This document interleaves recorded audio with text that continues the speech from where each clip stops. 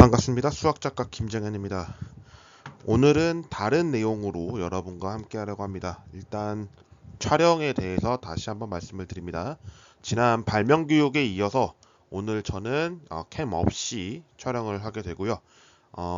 데스크탑으로 활용을 하고 있는 점에서 이제 마이크 또한 이전 영상과는 좀 다를 겁니다. 그 점은 참고해 주십시오. 제가 오늘 말씀드릴 내용은 여러분이 이거 수학 교육이랑 좀 안 맞는데 라고 생각하실 수도 있겠지만 그래도 오늘 이렇게 준비를 하게 됐는데 바로 성찰일지입니다. 이 성찰일지는 리플렉티브 저널이라고 이제 이야기를 하는데 제가 여기서는 성찰일지라고 해놓고 두 번째, 세 번째에서는 성찰 저널이라고 표현을 했습니다. 물론 이 성찰일지, 성찰 저널은 같은 맥락입니다. 그리고 이제 성찰일지라고 제가 표현을 했던 이유는 이 저널이라는 단어를 해석했을 때 그때가 이제 일지라고 해석을 하게 되고요. 일기라고 하는 다이어리와는 또 다른 측면이 있기 때문에 이런 부분에서 좀 알 필요가 있겠다라고 생각이 들어서 두 가지 내용으로 좀 가지고 와봤습니다. 이 성찰일지에 대해서 첫 번째 제시되는 내용은 메타인지 학습이고 두 번째 성찰의 정의와 효과, 세 번째 저널의 유형과 분석 틀이라고 하는 프레임워크를 여러분께 소개해 드리겠습니다. 그럼 먼저 메타인지 학습에 대한 이야기를 하도록 하겠습니다. 메타인지적 학습 전략의 요소로서 옥스포드가 1990년에 세 가지를 제시합니다. 그 세 가지를 보시면 주의 집중, 학습의 배열과 계획, 그리고 학습의 평가로 제시되어 있습니다.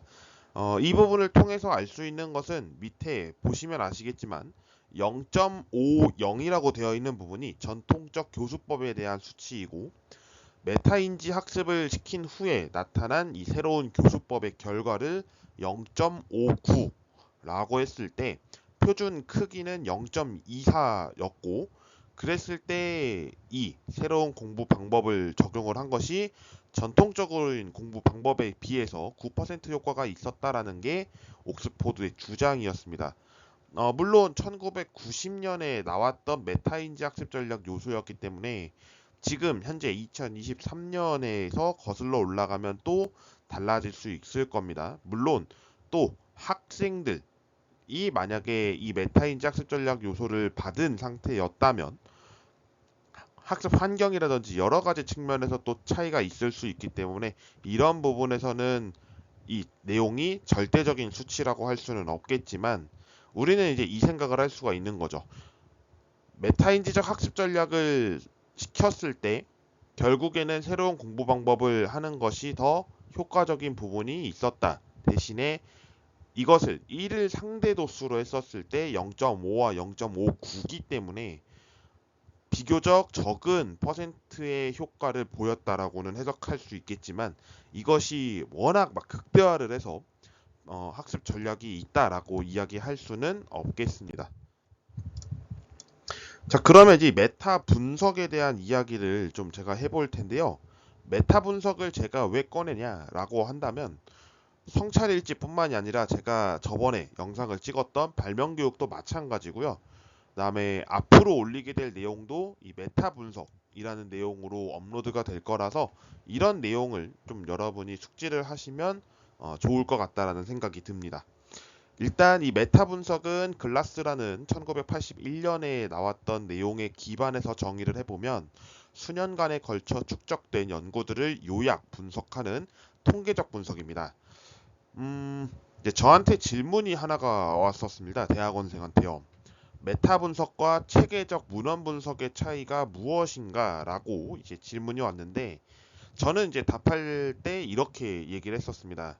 메타 분석은 정량적인 내용으로서 통계가 들어간 부분으로 이제 분석을 하게 되는 것이기 때문에 키워드적인 부분이 들어가서 이거에 대한 분포가 어떻게 됐고 단위 효과에 대한 크기 계산이 어떻게 됐는지 이런 거를 계산한다라고 말씀을 이제 드렸었고 체계적 문헌 분석은 통계적 분석보다도 질적 연구라고 보시면 되는데, 질적 연구라고 한다면 체계적 문헌 분석이라고 했을 때 뭐 편수에 대해서 중요치는 않지만 읽었던 논문들이 어떠한 경향들을 제시하고 있는지, 그리고 어떤 추세로 흐름이 이어나갔는지를 보는 것을 체계적 문헌 분석이라고 저는 이야기를 했습니다.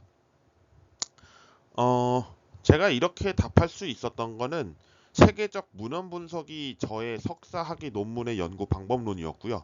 메타 분석인 경우에는 제가 연구 이제 조교로 참여하면서 했던 연구 중에 하나가 메타 분석이었기 때문에 이 두 가지에 대해서 좀 이렇게 얘기를 하는 것이 맞지 않나라는 생각이 좀 들어서 소개를 해드렸습니다. 뭐 성찰일지뿐만이 아니라 다른 소재들도 마찬가지일 겁니다. 그런 거에서 메타 분석으로 했는지 체계적 문헌 분석으로 했는지 그 둘의 차이는 분명히 존재할 것이고요. 그거와 관련해서 참고해 주십시오.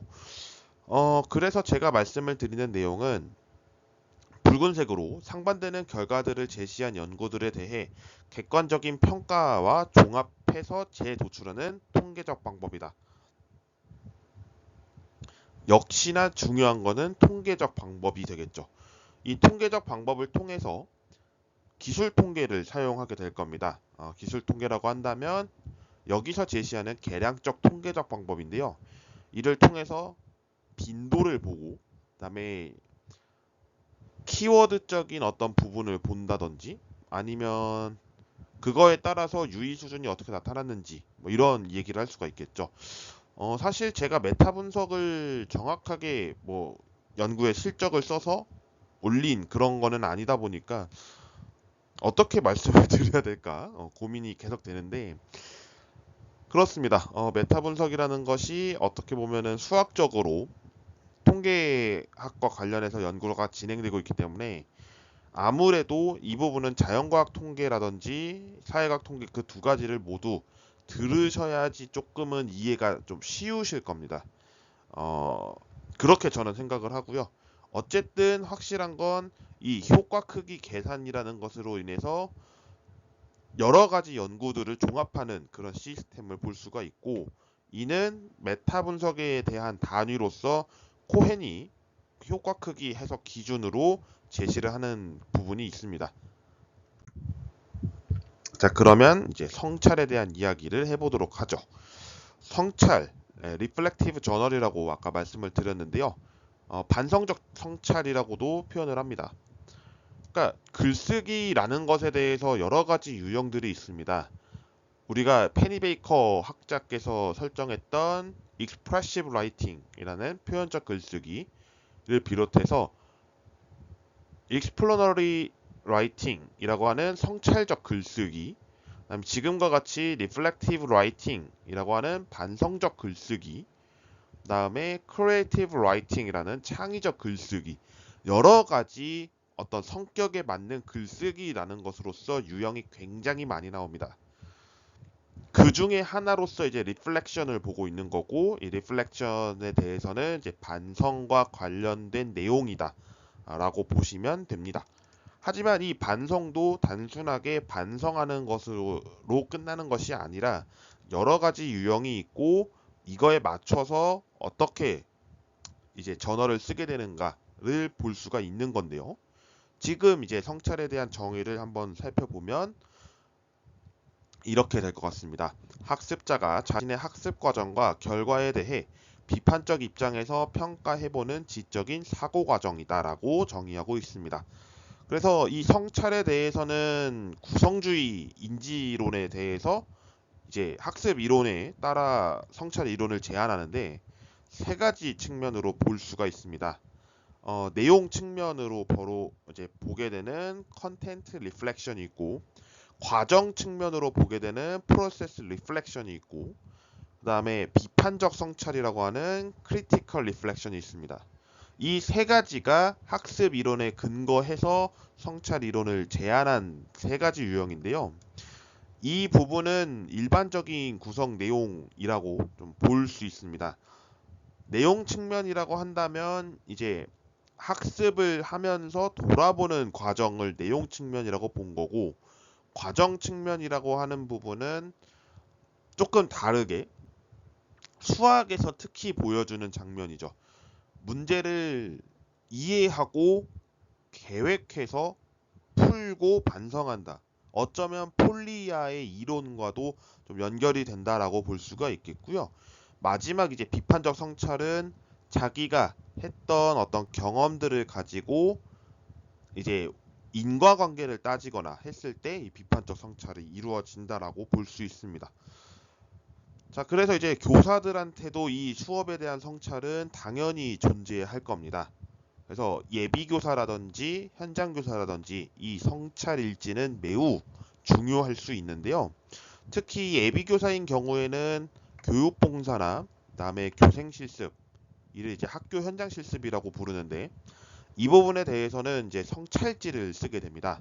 이 성찰지의 역할을 살펴보게 되면 학습이 어떻게 학생들한테 제공이 됐는지를 복기하는 그런 수준으로 볼 수가 있고, 내용 측면에서 제대로 학생들에게 이해를 시켜줬는지, 아니면 내용을 혹시 이제 전달을 했었을 때 학생들이 이런 부분에서 인식론적 장애를 갖게 되진 않았을까, 이런 생각을 갖게 하고, 또 이제 이런 문제점들이 있으니까 내가 다음에는 어떤 이제 보완 계획을 세워야겠다라고 하는 것으로서 또 쓸 수가 있겠죠.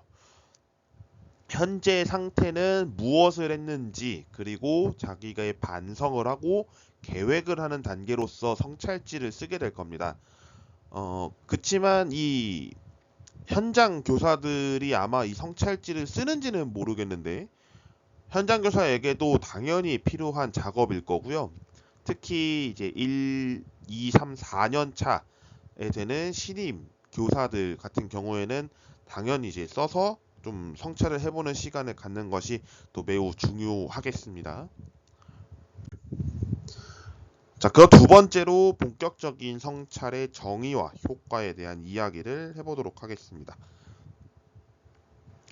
이 성찰 저널이라고 제가 표현을 했죠. 이 부분에 대해서 제가 뒤에 썼는지 안 썼는지는 기억이 안 나는데 쓰긴 했네요. 쓰기는 했네요. 그러면 브리핑을 할 수 있을 것 같습니다. 이 성찰 저널에 대해서는 이제 경험 학습에 대해서 이야기를 또 하게 됩니다. 아까 말씀드렸듯이 예비교사인 경우에는 교육 봉사나 학교 현장 실습에서 이루어지는 내용이기 때문에 당연히 존재하는 부분이고요. 그렇기 때문에 이 부분은 그냥 이제 이론에서 배워서 나타나는 성찰일지도 있겠지만 경험학습을 통해서 얻게 되는 이제 성찰일지도 존재할 거다. 어떻게 보면 이 상황에서도 두 가지로 나뉜다라는 것을 얘기할 수가 있겠네요. 자, 그러면 브리핑을 해보겠습니다. 콥이라는 학자가 1984년에 경험학습이라는 것을 얘기를 하면서 이제 지적을 하나 합니다. 구체적 학습 활동에 대한 적극적인 참여로서 성찰적 관찰을 지적하게 되는데요. 성찰과 학습의 관계, 이 부분을 두 가지 측면으로 이제 보게 되는데, 하나는 교육 대상이 누구인지, 두 번째 그 환경은 어떠한지를 얘기합니다. 이 두 가지를 통해서 제가 제공을 해본다면, 학습을 중심으로 펼쳐진다면 이 두 가지는 적용해 볼 만하지 않을까라고 생각을 해봤죠. 마찬가지일 겁니다. 교육 대상이 누구인지라고 제가 얘기를 한 이유는 초등학생인지 중학생인지 고등학생인지, 근데 그 학생들이 다 모든 학생이라고 생각할 수가 없고 개개인마다 성향이 다 다르기 때문에 이 학생은 수학 문제를 예를 들을게요. A라는 학생은 수학 문제에 대해서 굉장히 못 푸는데 개념은 확실해요. B라는 학생은 개념이 안 따라요. C라는 학생은 개념은 따르는데 문제를 풀려고 하니까 실수가 많아요. 이러한 학생들 3명이라고 했었을 때 어떻게 가르칠 건지, 그리고 이 학생들에게 어떻게 맞춰줘야 할지, 이런 거를 생각하게 되겠죠. 우리가 이제 교사라는 입장이 학생들을 다수로 놓고 이제 가르치기 때문에 그런 부분에서 조금 어려움은 있죠.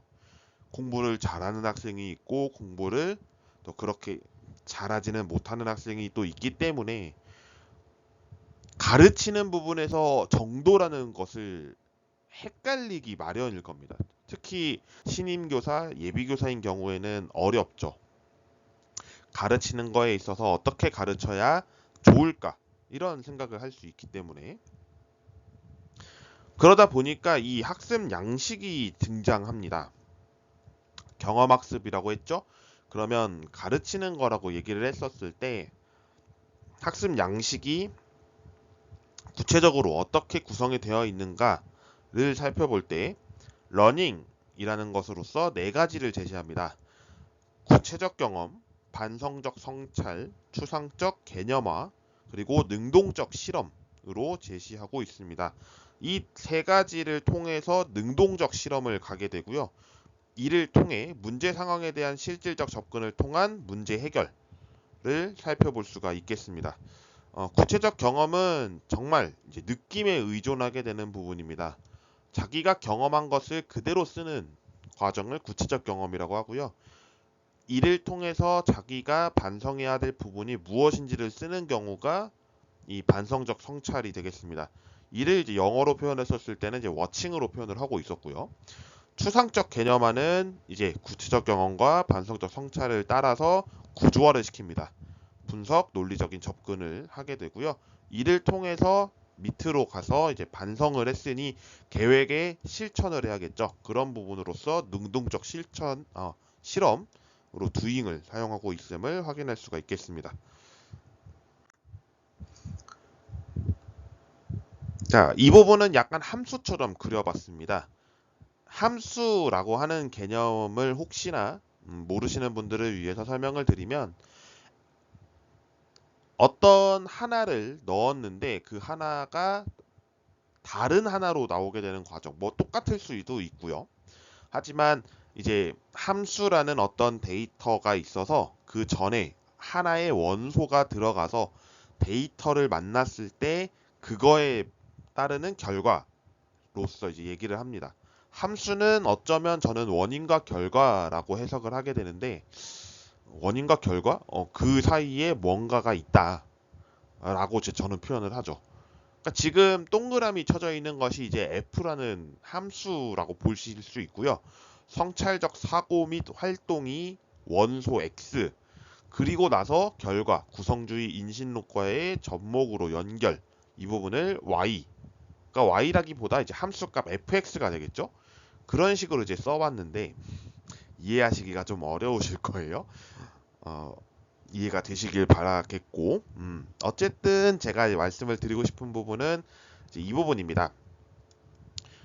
성찰 일지, 성찰 저널을 통해서 개인적 경험에 대한 사례를 적고 또 적극적인 사고 활동을 통해 새로운 시각을 확보한다는 측면, 이를 인지적 사고 활동 그리고 총괄적 사고를 갖는다라고 이야기를 합니다. 구체적으로 얘기를 해보죠. 이제 조나슨이 1999년에 제시했던 활동의 3단계로 탐색, 명료화, 성찰을 제시합니다. 그래서 이 과정 중과 과정 후를 만나게 되는데 reflection in action이 있고 reflection on action이 있습니다.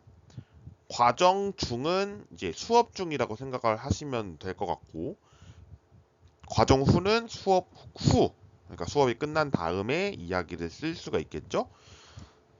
그럼 탐색은 무엇이냐라고 했었을 때 이 탐색은 어쩌면 과정 전이 될 겁니다. 그래서 어쩌면 우리가 수업을 할 때도 수업 전에 계획을 짜고 수업 중에 투입을 시켜서 수업 후에 반성 및 차후 계획, 그다음에 성찰 이런 부분으로 제시를 하곤 하죠.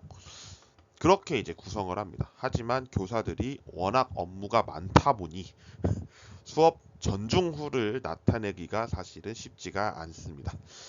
그리고 이제 학교 일정도 있고 또 이제 어느 날은 수업을 바꿔야 하는 시즌도 있고 그러다 보니까 어렵죠. 여러 가지 좀 복합적인 부분이 존재하게 한다고 생각을 합니다. 자, 그 다음에 이제 저널 테라피라는 내용이 나옵니다. 저널 테라피는 이제 저널에 대한 치료인데요. 치료라고 생각을 했을 때, 이건 어떻게 치료를 할까라고 생각을 하시겠지만, 제가 저번에 올렸는지 모르겠습니다. 아, 올리진 않았네요, 영상으로는. 페니베이커가 제시했던 표현적 글쓰기가 이제 임상 치료에 있어서 도움을 준다라는 연구 결과가 있습니다. 2007년인가 2008년에 에반스라는 학자와 함께 연구가 됐던 분인데, 이 저널 테라피라는 내용이 어쩌면 효과가 이제 있는 그런 내용으로 글쓰기를 시켜야 한다라고 제시를 많이 합니다. 특히나 이제 제가 봤던 부분은 리플렉티브 라이팅이라고 하는 반성적 글쓰기인데요. 제가 말씀드렸던 이 일기와 차별이 있다는 게 여기 부분입니다. 일기는 그냥 우리가 단순히 기록으로만 끝납니다. 하지만 저널은 이것을 좀 더 독특하게 치료법으로 변형을 시킵니다. 그 중에 하나가 반성적 글쓰기이고 그 다른 하나가 표현적 글쓰기입니다. 어쩌면 이 표현적 글쓰기와 반성적 글쓰기는 좀 연결이 좀 되죠. 표현을 한다는 거는 자기의 어떤 감정이나 상태 이런 부분을 글로써 표현하게 되는 것을 얘기하고, 반성적 글쓰기는 성찰과 관련해서 이제 감정의 건강과 행복을 증진을 시키기 위한 목적을 지녔다고 했지만, 정확하게 얘기하면 자기가 느꼈던 그런 감정들을 돌아보면서 반성하고 성찰하는 그런 글쓰기가 이 부분이라고 해석이 됩니다. 우리는 이제 의사소통에 대한 이야기를 여기서 잠깐 꺼낼 수 있는데요. 기록이라고 했으니까 말씀을 드리는데, 의사소통은 크게 두 가지로 존재합니다. 오럴 커뮤니케이션과 리튼 커뮤니케이션으로 구분을 짓습니다. 오럴 커뮤니케이션은 이제 구두적 의사소통이라고 해서 제가 지금 여러분께 들려드리는 말하기 그리고 여러분 듣기, 이 부분이 이제 구두적 의사소통이고요. 서면적 의사소통이라고 하는 리튼 커뮤니케이션은 여러분이 지금 이제 보고 그다음에 저는 이제 쓰고 그런 기록물에 의해서 시각적 형태로 변환하는 부분으로 이제 얘기를 할 수가 있습니다. 이 오럴 커뮤니케이션과 리튼 커뮤니케이션, 이 둘은 양팔 저울과도 같은 부분이고, 한쪽이 무너지면 다른 한쪽 또한 무너진다라는 이론이 있습니다. 제가 아무래도 수학적 의사소통을 전공하고 있다 보니까 그런 부분에서 좀 관심을 갖게 됐고, 이렇게 좀 설명을 드릴 수 있게 됐네요. 자, 이제 여러 가지 저널의 효용성이라는 내용이 존재합니다. 여러 가지가 있는데요. 지금 적혀 있는 것으로서는 5가지를 적어봤습니다. 내 안의 작가를 발견하고 미래 성찰을 위한 나의 삶 기록과 잠재적 자아 발견 및 개발, 셋째 관계의 치유, 넷째 삶의 상징성을 감지하는 능력을 통한 직관 개발, 5번째 잠재된 창조성 개발. 이렇게 했지만 여러 가지 다수 존재합니다. 물론 치료 도구로서는 당연하게도 엄청난 잠재력이 존재하기 마련입니다. 버닝엄이라는 학자가 버킹엄이네요. 죄송합니다. 2003년에 이런 이야기를 했어요. 학습자는 자기 평가를 통해 실제 활동에 대해 적극적으로 성찰하고, 이러한 성찰 과정을 통해 이론과 실제 통합이 일어난다. 이를 통해서 이 저널이라는 것에 대해서도 좀 중요성을 제시하고 있는 것처럼 볼 수가 있겠습니다. 자, 그럼 마지막으로 저널의 유형 그리고 프레임워크에 대한 이야기를 해보도록 하겠습니다. 이 부분에 대해서는 제가 3분의 학자를 거론은 하겠습니다. 거기에서 반성에 대한 프레임워크가 있고요. 그거에 따라서 설명드리겠습니다. 반 마넨이라는 학자가 1977년에 반성성, 리플렉션이라고 하는 부분에서 수준을 3가지로 구분을 합니다. 테크니컬이라는 부분, 기술적 반성성이 있고요. 그다음에 프랙티컬이라고 하는 실천적 반성성, 그다음에 셋째 크리티컬한 반성성, 이렇게 얘기를 할 수가 있습니다. 테크니컬한 거는 기존의 교육 지식에 대한 단순 적용입니다. 그래서 이 부분을 1수준으로 보고 있고요. 글쓰기에서 학습 목표와 교육적 맥락에 특별한 문제가 있는 것으로 간주하지 않고 특히 어떤 저자가 특정한 목적을 가지고 글을 쓴 것은 아니다라고 보는 부분이 이 1수준입니다. 두 번째로 실천적 반성성에 대해서는 이때부터 조금씩 구체화가 들어갑니다. 그래서 인간의 모든 행위가 특수한 가치적 헌신과 관련이 되어 있고 개인 문화적 경험, 의미, 가정 등의 기초에서 자신의 경험을 분석하고 이해하는 부분, 그다음에 실천적이라고 했으니까 이 기술적 반성성을 좀 더 넘어서서 이제 여기서 저자가 특정한 목적을 보여주고 또 학습 목표와 교육적 맥락에 있었을 때 특별한 문제가 있는 것으로 간주를 합니다. 여기서부터가 이제 프랙티컬인데요.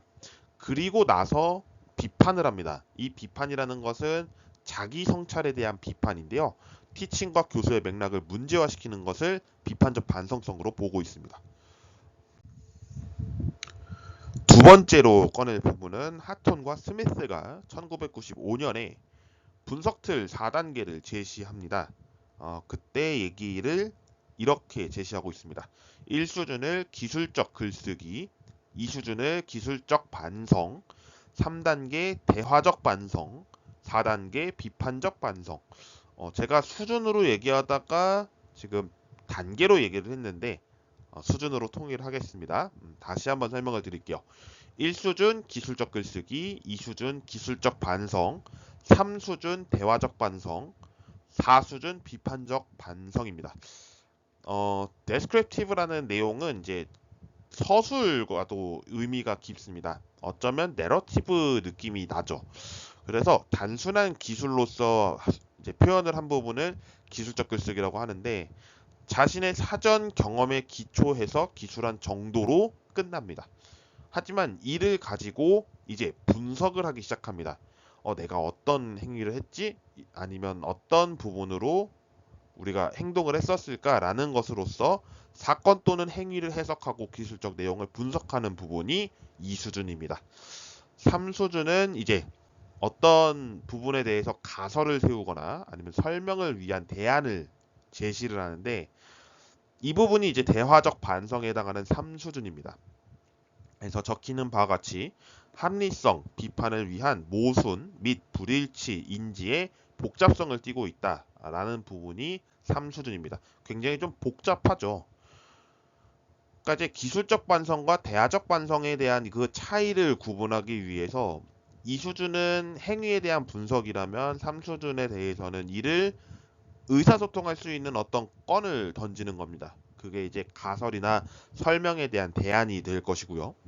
그다음에 네 번째로 제시하는 부분이 크리티컬 한 부분. 이 부분은 이제 아까 말씀드렸던 크리티컬 리플렉티비티라는 비판적 반성성과도 동의를 하겠습니다. 마지막으로 크롤이 제시했던 1996년도의 자료를 보겠습니다. 여기서는 더 유형을 세분화시켰습니다. 6단계로 구분하는데요. 1단계와 2단계를 묶고 3단계와 4단계를 묶고 5단계와 6단계를 묶으면 됩니다. 아까 제가 말씀을 첫 번째로 드린 반 마넨이라는 학자로 구분을 졌을 때는 이렇게 제시가 될 수 있고요. 자, 여기서 제시하는 부분이 이제 3수준과 4수준에 있는 메타 커그니티브와 메타 어펙티브가 될 겁니다. 우리는 이제 여기서 단계를 볼 때 인지보다도 정의적 수준이 더 높이 평가된다는 것을 볼 수가 있고요. 그다음에 5수준에 대해서 연결과 확장을 통해 특정 주제와 관련되어 있어서 무엇과 연결되어 있는지를 포착하는 부분으로 제시를 하고 있습니다. 그리고 6번이 이제 프로프랙티브라고 해서 미래 지향적 글쓰기인데 이 부분이 어쩌면 계획 단계로 볼 수가 있겠죠. 하지만 5번과 6번을 묶었을 때 이 부분을 비판적 글쓰기 내지는 비판적 성찰 이렇게 바라볼 수가 있을 거라서 이렇게 정리를 해보게 됐습니다. 성찰일지를 제가 이거 수학교육학도 아닌 것 같은데 왜 꺼냈냐? 라고 하실 수 있는데요. 제 연구 분야입니다. 네, 짧게 말씀드릴게요. 제 연구 분야고요. 제가 이제 이 발표를 하면서 어떻게 이제 제시를 할까도 고민을 해봤고, 특히나 정리를 해보면서도 제 나름대로 이런 발표를 가져야 제가 막히는 부분이 있는지 없는지를 또 판단할 수가 있다 보니까 그렇게 좀 진행을 하고 있는데, 그리고 생각보다 시청을 좀 많이 해주시는 것 같아서 저도 좀 놀랬습니다. 더 이야기할 수 있고 또 여러분께 온라인 상태겠지만 이렇게 인사를 드리는 거는 굉장히 좀 좋다고 생각을 하고, 앞으로도 이런 기회가 좀 많이 저 개인적으로 났으면 좋겠습니다. 잠시 화면을 끄고 제 이야기 마저 짧게 하고 마무리하겠습니다. 제가 이번 영상이 뭐 그렇다고 뭐 종결은 아니고요. 어, 공지 하나 할까 합니다. 8월 28일 월요일에 제가 2시부터 3시 20분까지 기아 인스파이어링 클래스 챗봇 진로쌤 퓨처 인사이츠 웨비나라는 곳에서 진로 직업군 강연을 맡게 됐습니다. 그러다 보니까 너무 감사하게도 이제 기아와 이제 사회공헌 프로젝트를 하고 있는 드림 커넥트 측에서 이제 연락을 받게 됐는데요. 유튜브 채널을 하면서 저를 아셨다고 하니까 너무 감사하게도 이런 기회가 또 오게 돼서 다른 측면에서도 이런 내용이 있다면 여러분께 또 소개를 해드릴 수 있을 것 같고요. 앞으로 이런 이제 전공 소개나 아니면 여러 가지 제가 연구하고 있는 분야를 좀 소개할 수 있는 부분이 있다면 그런 부분을 좀 더 강조를 해서 여러분께 소개를 해드리도록 하겠습니다. 그리고 한 가지, 제가 이제 챗포질로 쌤을 통해서 기아 인스파이어링 클래스에서 발표하게 되는 내용은 중고등학교 학생들이 좀 참여를 하는 것 같은데 선생님과 학부모도 참여를 한다고 합니다. 그래서 그때 제가 이야기하고 싶은 것은 수학과 수학교육학의 차이가 굉장히 명확한데 그런 부분이 명확하지 않다라는 것을 좀 이야기하면서, 동시에 제가 수학을 전공을 하다가 수학 교육학으로 넘어온 케이스라 그런 이야기를 좀 구체적으로 해볼까 합니다. 어쩌면 제 인생 이야기가 될 수도 있고, 그다음에 수학 작가라는 타이틀을 달게 된 이유이기도 할 텐데 좀 재밌을 것 같습니다. 좀 설레고 특히 또 긴장도 되고 어떻게 이야기를 할까 고민도 많은데 여러분께 좋은 강연을 들려드릴 수 있도록 최선의 노력을 다하겠습니다. 자, 그럼 오늘 영상 여기까지 마무리하고요. 시청해 주셔서 대단히 감사드립니다. 다음 시간에 어떤 내용으로 또 찾아뵙게 될지는 모르겠네요. 정리를 또 해야 될 것 같아서 정리하고 여러분께 인사드리겠습니다. 시청해 주셔서 감사드립니다. 구독, 좋아요 한 번씩 부탁드리고요. 오늘 방송은 여기까지입니다. 고맙습니다.